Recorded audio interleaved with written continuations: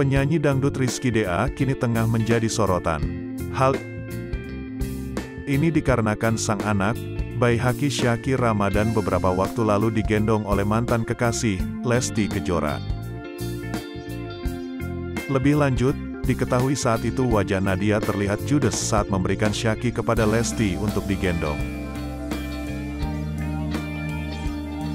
Rizky pun memberikan tanggapan. Kalau untuk tanggapan ekspresi itu mungkin Nadianya lagi ada yang gak enak hati atau kenapa-kenapa, kita nggak tahu juga, ujar Rizky.